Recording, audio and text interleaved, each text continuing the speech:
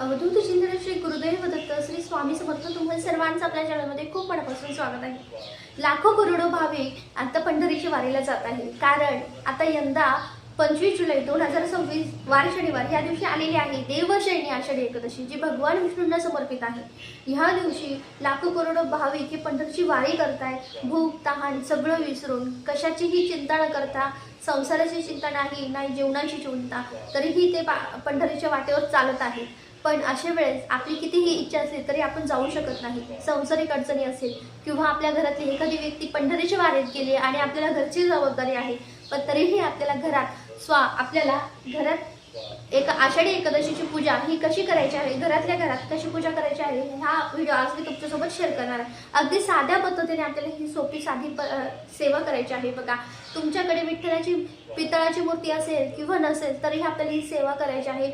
भरपूर संपूर्ण महाराष्ट्र वेळ झालेला आहे, आषाढी एकादशीची वाट बघत आहे आणि आपण ह्या दिवशी भगवान विष्णूंची म्हणजे भगवान विष्णूंचं स्वरूप असलेली विठ्ठलाची सेवा करायची आहे। बघा, ह्या दिवशी विठ्ठलाचा पांडुरंगाचा जो मंत्र आहे बघा, तो मंत्र आपल्याला ह्या दिवशी एक माळ जप करायचा आहे। तो मंत्र नक्कीच व्हिडिओमध्ये पुढे सांगणार आहे, जेणेकरून आपल्याला अक्षय पुण्याची प्राप्ती होणार आहे। आषाढी एकादशीचा उपवास पूजा सेवा केल्याने आपल्याला 24 वर्षभरातल्या जेवढ्या एकादशी असतात ना, तेवढ्या आपल्याला एकादशीचं पुण्य प्राप्त होत असतं। आणि म्हणूनच आपल्याला घरी बसून आपल्याला पांडुरंगाची विठ्ठलाची सेवा काय करायची आहे, काय नियम आहेत आणि कोणती सेवा करायची आहे, चला तर व्हिडिओ संपूर्ण बघूया। व्हिडिओला सुरुवात करते। श्री स्वामी समर्थ।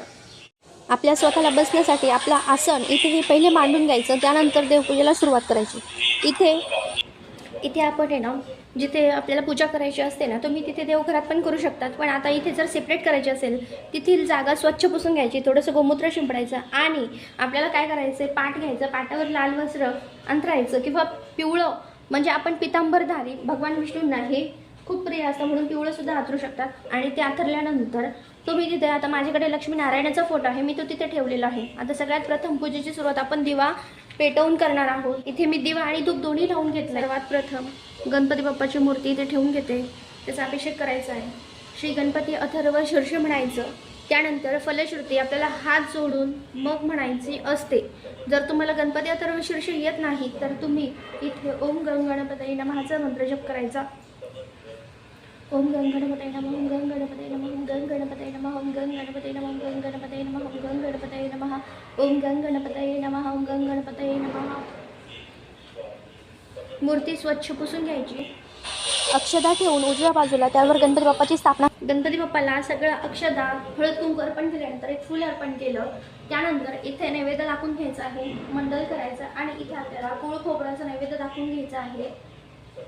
इथे आपल्याकडे दुर्वा असेल तर अवश्य दुर्वा अर्पण करायचे आहे।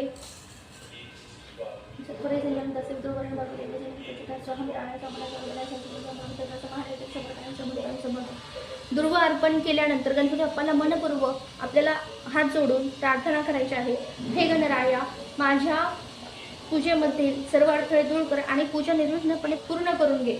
ह्यानंतर आपल्याकडे जर विठ्ठल आणि रुक्माईची फोटो जर असेल, मूर्ती असेल तर मूर्तीवर, पितळाच्या मूर्तीवर अवश्य आपल्याला इथे अभिषेक करायचा आहे। पण आता मूर्ती नाही आहे तर फोटो आहे, तर तुम्ही फोटो पुसून आपल्याला बघा काळ्या रंगाची सुद्धा मूर्ती असते, ती सुद्धा पुसून आपल्याला व्यवस्थित तिथे ठेवून द्यायची आहे। पण आता इथे नाही आहे तर आपल्याला काय करायचं, इथे आपल्याकडे दुसरं म्हणजे बाळकृष्णाची मूर्ती आहे।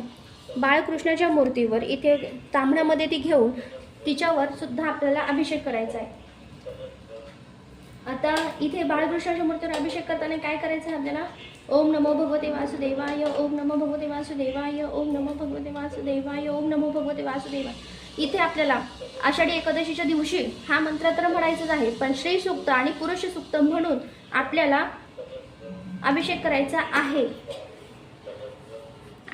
आणि आता हे तीर्थ ज्यांना संतती होत नाही, ज्यांना संतती आहे, संततीच्या दीर्घायुष्यासाठी संतती होत नाही, अशांनी सर्वांनी हे तीर्थ घ्यायचं आहे। अशा अक्षदा ठेवायच्या, त्याच्यानंतर बाळकृष्णाची मूर्ती ठेवायची आहे आणि बाळकृष्णाच्या मूर्तीला आपल्याला इथे अष्टगंध लावायचा आहे।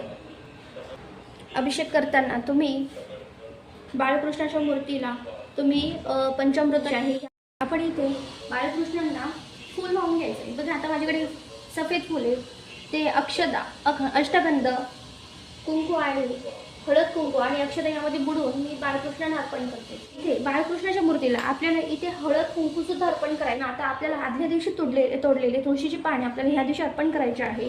ओम नमो भगवते वासुदेवाय नमो म्हणत तुळशी मातेला आपण जेव्हा हळदी कुंकू अर्पण करतो तेव्हा तिला अजिबात स्पर्श होऊ द्यायचा नाहीये, वरतूनच अलगत व्हायचं आहे। तिला पाणी अर्पण करायचं नाही किंवा दूध सुद्धा अर्पण करायचं नाही। तिचा पूर्णपणे निर्जल म्हणजे ती पाणीही न पिता हिचा ह्या उपवास असतो। या दिवशी महिलांनी खास करून तुळस तोडू नका, ती सौभाग्यवती असते, ती पतिव्रत आहे म्हणून महिलांनी या दिवशी तुळस तोडू नये।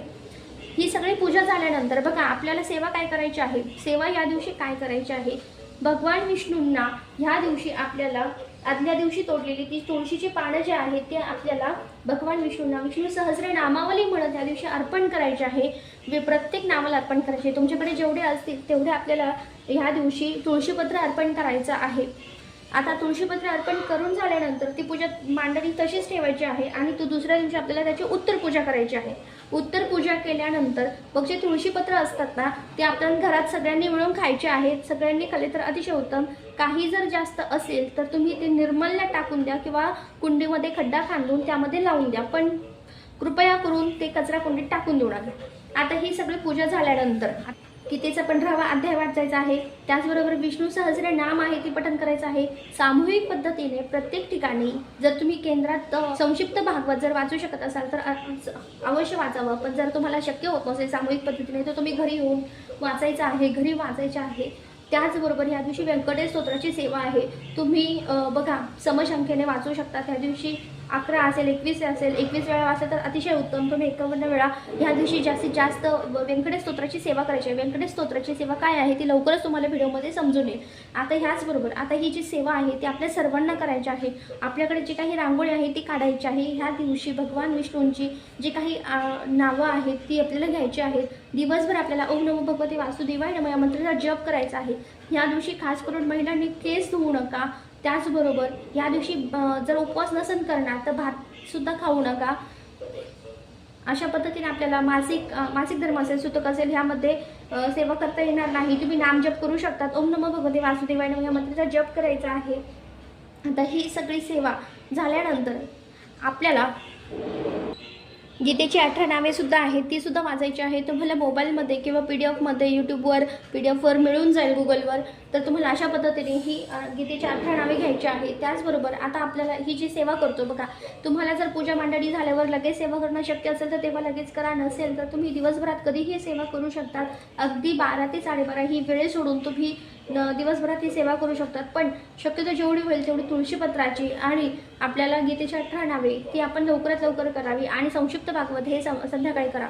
बघा अशा पद्धतीने झालेली सेवा स्वामींच्या चरणी रुजू करताना व्हिडिओ येतच थांबवते। व्हिडिओ आवडला असेल तर लाईक शेअर सबस्क्राईब करा। श्री स्वामी समर्थ।